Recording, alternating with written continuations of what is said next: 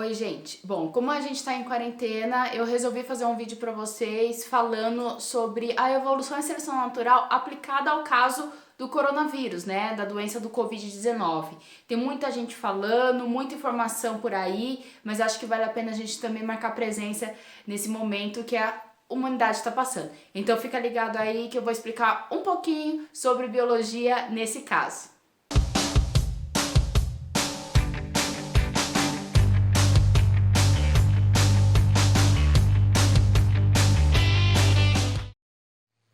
Bom, para começar o assunto, o que são vírus? Vírus não são seres vivos, tá? Apesar de ainda ter um debate, ter uma baita discussão no meio acadêmico, no meio científico, se eles são seres vivos ou não, hoje eles ainda são classificados como não seres vivos. Então eles não são pertencentes a nenhum dos 5 reinos, né? Que são bactérias, protozoários, fungos, plantas e animais. Os vírus eles são compostos basicamente de estruturas formadas por proteínas e eles são endoparasitas obrigatórios, ou seja, para eles completarem o ciclo e se reproduzirem, eles precisam obrigatoriamente parasitar alguma célula. Pode ser uma célula de bactéria, pode ser uma célula de animais, pode ser célula de planta, não importa, ele precisa parasitar. Por quê? O vírus, ele é muito simples, eles não têm organelas. O que são organelas? São pequenas estruturas dentro das células que têm determinadas funções. Então, elas fazem síntese proteica, ou faz respiração celular para produzir energia, ou elas fazem digestão celular. Então, tem N funções para N tipo de organelas. Os vírus não possuem isso.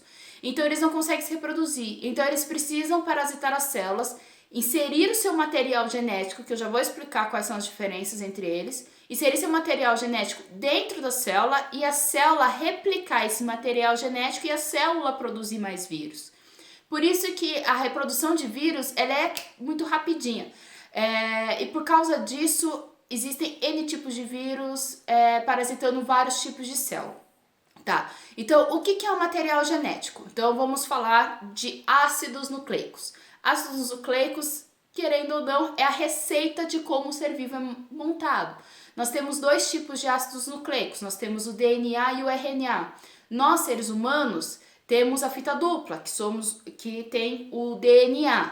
E os vírus, a grande maioria deles, possuem RNA. O que é isso aí? Então todo mundo fala DNA, mas o que é?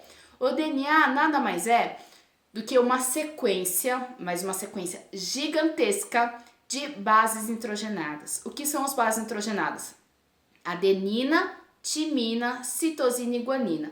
Então são 4 letrinhas que, se combinando aos pares, adenina e timina, citosina e guanina, elas vão formar várias sequências ao longo de uma fita gigantesca e essas sequências vão servir de receitas para codificar proteínas, ou seja, tudo que a gente é porque o nosso DNA tem uma receitinha de sequências de genes, serão lidas, transcritas e vão produzir proteínas. Essas proteínas vão formar as estruturas do nosso corpo. E o RNA também é uma sequência de bases nitrogenadas, só que ele tem uma pequena diferença. Ao invés de ter timina, ele tem uracila, mas a gente não vai entrar nesse mérito agora.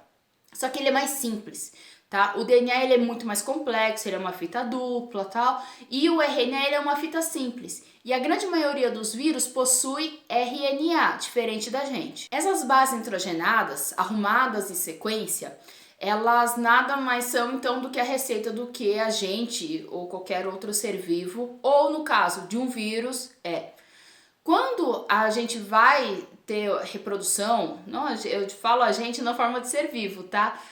A gente vai fazer a reprodução, você precisa duplicar o material genético, seja ele DNA ou RNA, ou seja, essa receitinha com essas bases nitrogenadas, digamos numa sequência, adenina, timina, citosina, guanina, timina, ela precisa ser replicada exatamente nessa ordem. Então vai um carinha lá, vai ler isso daí para poder produzir uma proteína.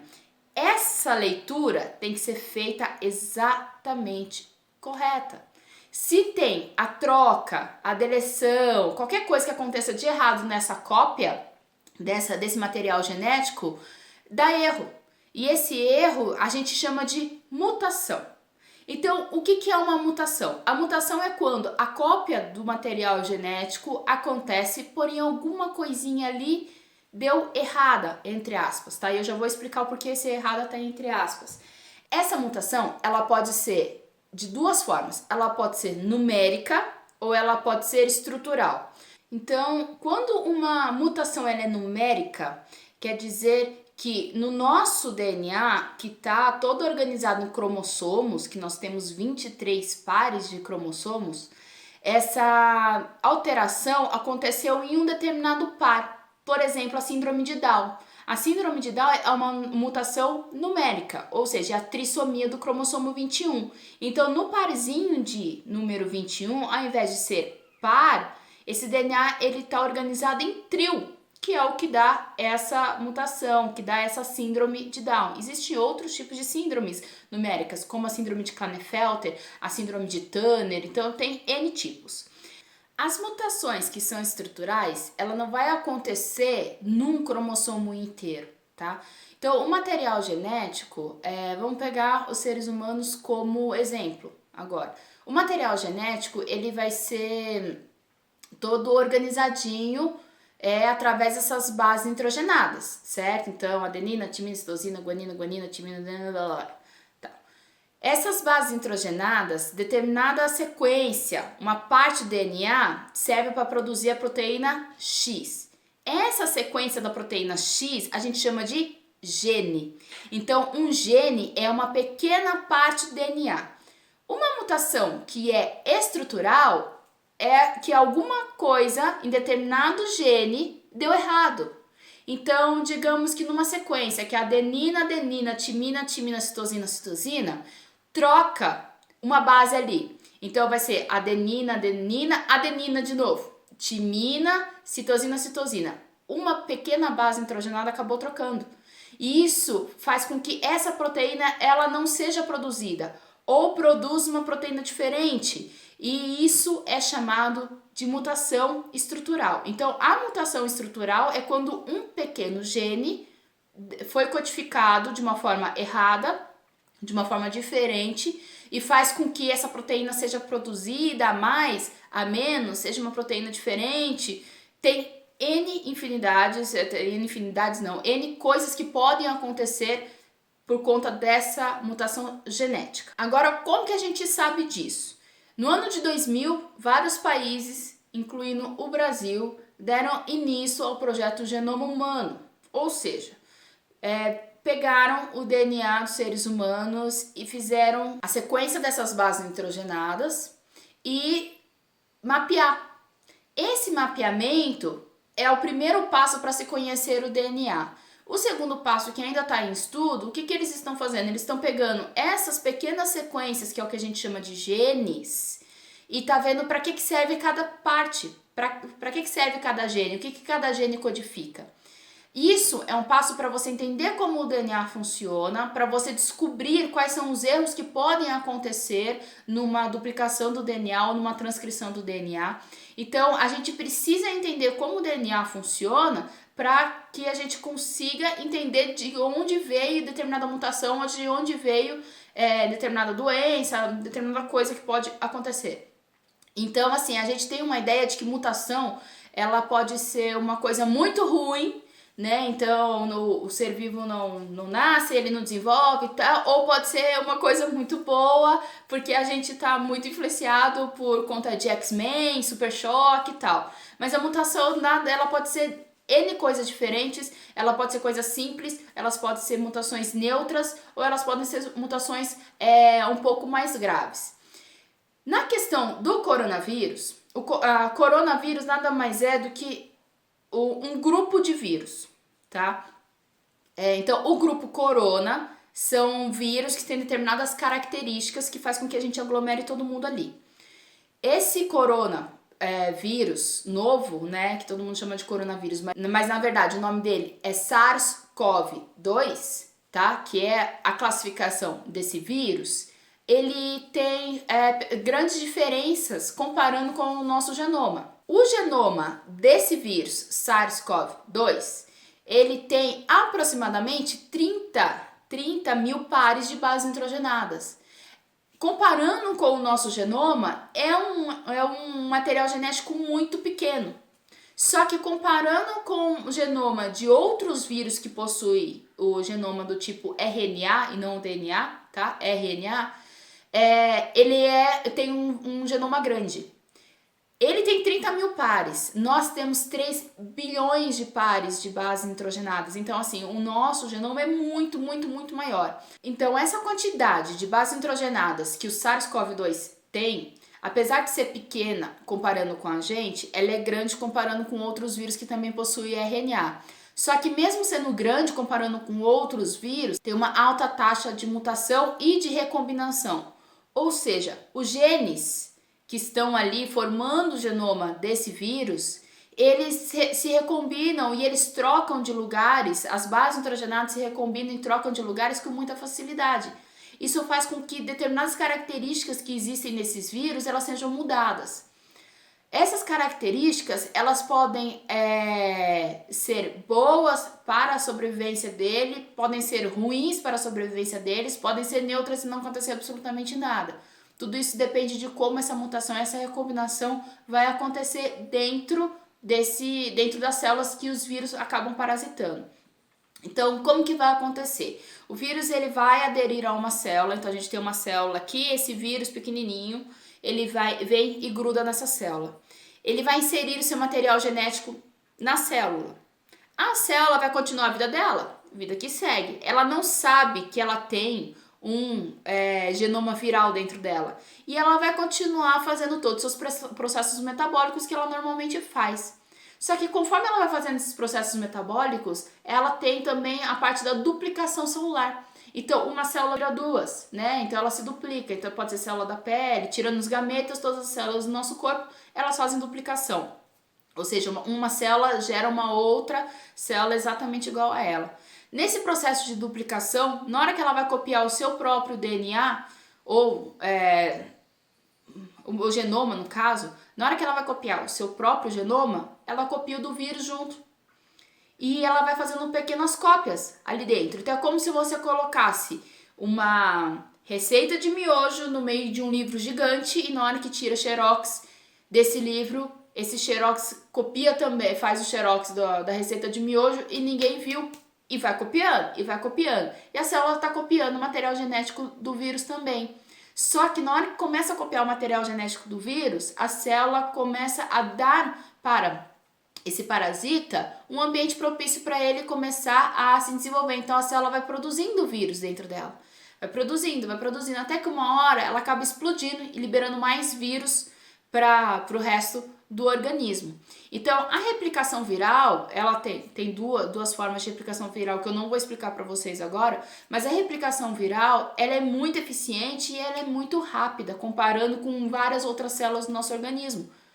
Isso faz com que essa taxa de mutação de recombinação seja alta, porque está replicando demais, isso está sendo muito rápido.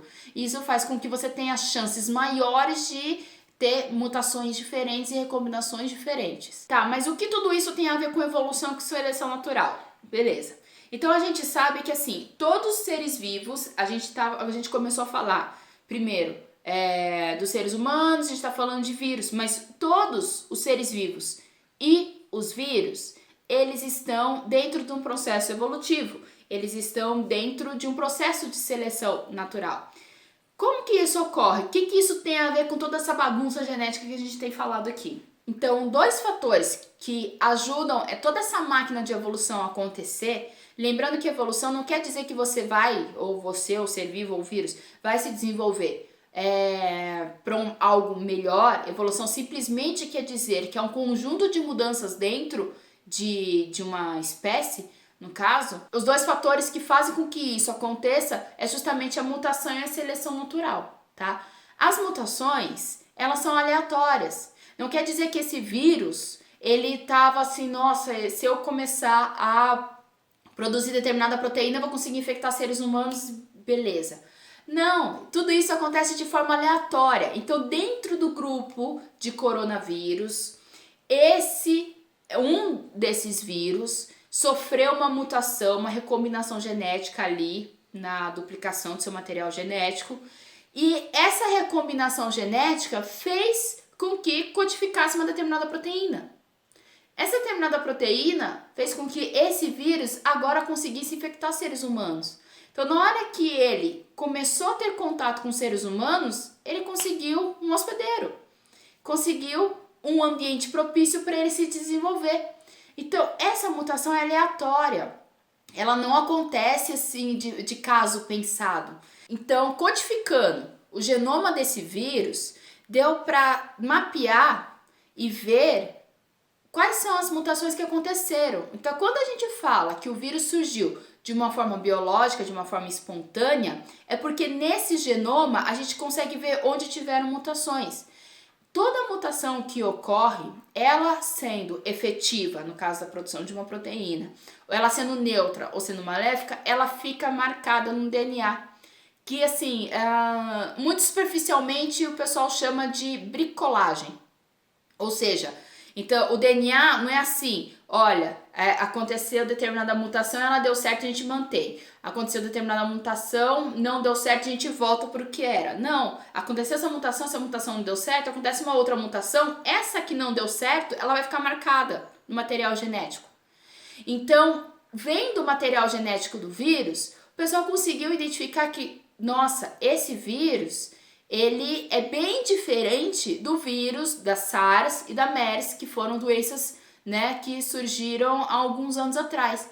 Mas ele é muito parecido com o vírus que existe em alguns vírus que existem em morcegos e em alguns pangolins. Então, quais são as hipóteses? A principal hipótese: esse vírus, que já estava em morcegos e ou em pangolins, sofreu uma determinada mutação. Essa mutação, eles já descobriram que tipo de mutação que é. Outra coisa, tudo que eu tô falando aqui, gente, eu vou deixar o link aqui na descrição de todos os estudos, de onde eu tô pegando todas essas informações. Então, vocês podem conferir lá. Então, eles viram que essa mutação, ela fez com que esse vírus conseguisse codificar uma determinada proteína. Essa proteína, eles chamaram de spike. Tá aqui a imagem do vírus, vocês estão conseguindo ver que ele parece um ouricinho. Essas espículas, esses espinhos fora são proteínas. Essas proteínas são chamadas de spike. Esse spike faz com que esse vírus ele tenha uma grande aderência às células, principalmente do pulmão. Então, quando ele entra em contato com seres humanos, ele consegue aderir muito facilmente às vias respiratórias, principalmente nas células pulmonares. Quando chega nas células pulmonares e ele adere ali, o que ele começa a fazer? Enfia o material genético dele dentro da célula. A célula vai produzindo, vida que segue, toca o baile, tal, isso, aquilo. Ela começa a produzir uma porrada de vírus e isso começa a ter uma replicação viral muito, muito grande e eficiente para o vírus. Então, quando ele começa a conseguir infectar os seres humanos, ele vai começar a se reproduzir e os seres humanos vão começar a transmitir esse vírus, né? Como é o que a gente tem visto, a transmissão do vírus é numa progressão geométrica, que eu não vou me atrever a entrar nesse tema, porque eu sou péssima em matemática, mas assim, vai replicando, cada ser humano que está infectado, ele vai replicar milhares e milhares e milhares de vírus. Então é assim, é muito rápido. No estalo de dedos mesmo, que ele está se replicando dentro das células e isso está sendo transmitido. Então, quando a gente vê essa porrada de teoria de conspiração, um monte de gente que faz vídeo, faz live aí, que não tem nenhum embasamento científico falando que a China fez esse vírus, gente, se a pessoa fala um negócio desse, que a China fez o vírus, esquece. Ela não sabe o que está falando, porque o estudo já foi feito e já foi comprovado que esse vírus surgiu de uma forma biológica. Então, assim, é praticamente nula as chances desses vírus terem sido produzidos em laboratório. E eu vou te explicar os dois principais fatores que fazem com que esses vírus não tenham sido no laboratório. Primeiro, essas mutações elas possuem erros. Como eu falei para vocês, uma mutação que acontece e não funciona, ela vai ficar marcada ali no genoma. Então, quando faz o mapeamento do genoma, consegue ver aonde teve mutação e onde teve erro. Quando é feito no laboratório, não vai ter esse erro. Simplesmente vai direto numa mutação e faz com que essa mutação simplesmente ocorra. Você não tem o faz e retorna, faz, retorna, faz, retorna, faz, retorna. Não existe isso quando é produzido em laboratório. Outra coisa, a gente já conhece os fatores evolutivos de N espécies de seres, N espécies de organismos. E quando pega o genoma e os fatores evolutivos, as hipóteses evolutivas desse SARS-CoV-19, que é esse coronavírus que está infectando geral agora, e compara com de outros, ela é muito parecida.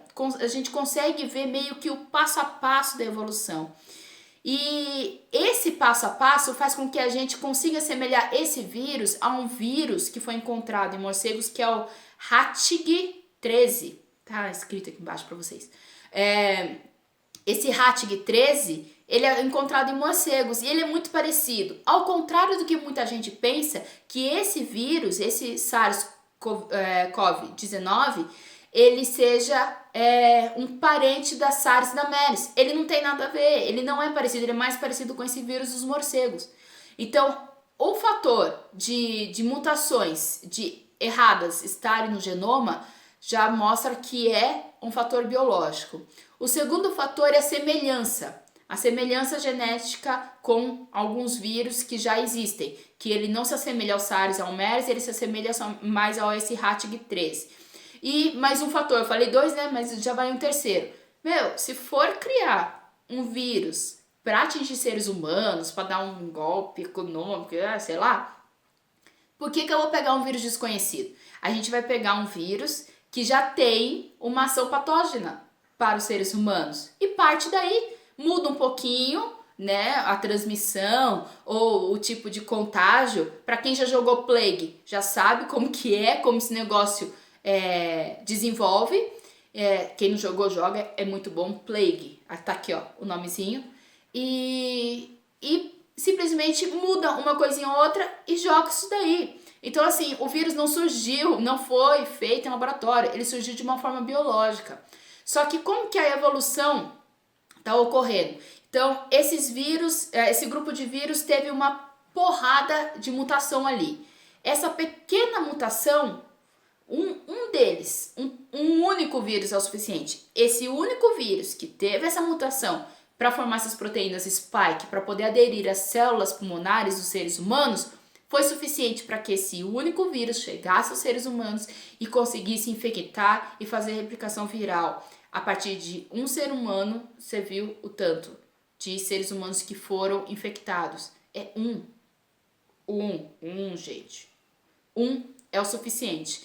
Então, assim, quando essa proteína ela chega no pulmão, ela encaixa certinho o receptor que tem ali, porque as proteínas elas vão trabalhar meio que chave e fechadura. Então, uma proteína ela não vai encaixar num negócio que não tem o seu formato específico.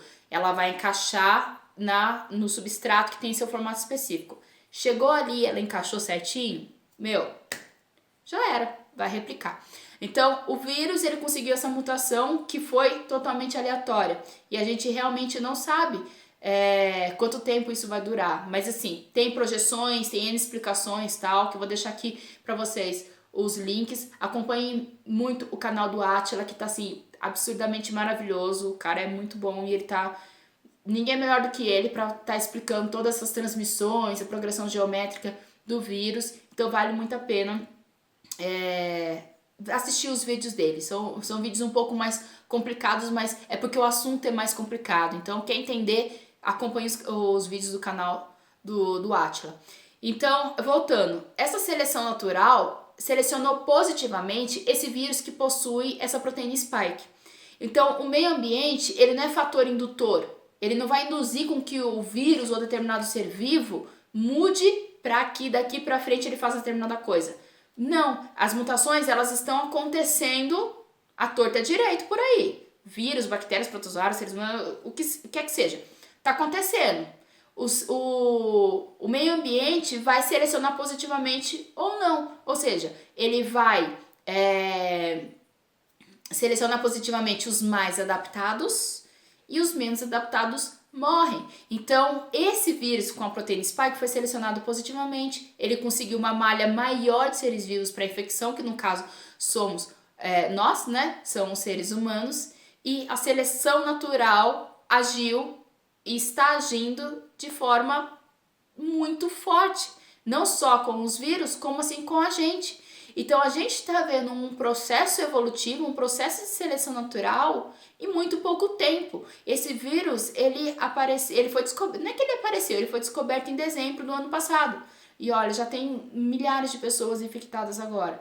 E se você prestar atenção, saindo do pequeno quadro do vírus e pensando no quadro mais total de seres humanos, é uma seleção natural que está acontecendo na nossa espécie. Infelizmente, muitos seres humanos estão morrendo e muita gente ainda vai morrer por conta do contágio desse vírus. Que é o que a gente estava falando antes de grupo de risco, agora tem pessoas que não fazem parte do grupo de risco que também estão morrendo. Então, está acontecendo uma limpa na população humana. E isso também é uma seleção natural. A seleção natural vai fazer com que determinados seres humanos que contraiam esse vírus morram. E outros seres humanos que contraiam esse vírus podem nem desenvolver a Covid-19, que é o nome da doença. Então, isso é um processo de seleção natural. Ele é complicado de você entender desde a base? Seleção natural é um pouquinho mais chata, evolução é um pouquinho mais chato. Só que nada garante que daqui milhares de anos, se ainda houver seres humanos, esses seres humanos tenham imunidade suficiente para que na hora que eles entrem em contato com um vírus igual a esse, eles não apresentem absolutamente nada. Ou esse vírus sofra outro tipo de mutação que esses seres humanos daqui para frente sejam suscetíveis à infecção viral disso. Então, assim, é um processo de seleção natural que está acontecendo. O vírus surgiu por conta de um processo biológico, um processo de seleção natural, e vai continuar durante um bom tempo, infelizmente. Mas a gente não tem muito o que fazer. O que a gente tem que fazer é utilizar todo esse passo a passo, todo mundo já sabe, né? Ficar em quarentena, fique em casa. Não tem nada melhor pra gente fazer do que ficar em quarentena, proteger a gente, proteger os outros, não sermos vetores, porque, como eu falei pra vocês, tem pessoas que podem entrar em contato com o vírus e não manifestar a doença, não manifestar sintomas, mas eu tô transmitindo para outro ser vivo, para outra pessoa, e essa outra pessoa, ela pode não ser selecionada positivamente, ela pode morrer por conta disso.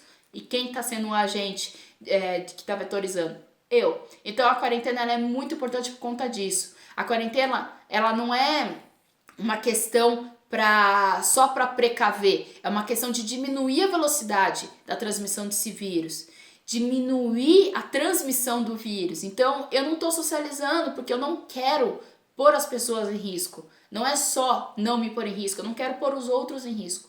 Então, o negócio fique em casa. Espero que todos vocês tenham gostado do vídeo. Como a gente está em casa, a gente não está conseguindo trabalhar, então se inscreva no canal, dá um like aí, compartilhe o vídeo para quem ainda não sabe ou queiram saber mais um pouquinho sobre todo esse processo de evolução, seleção natural e do vírus.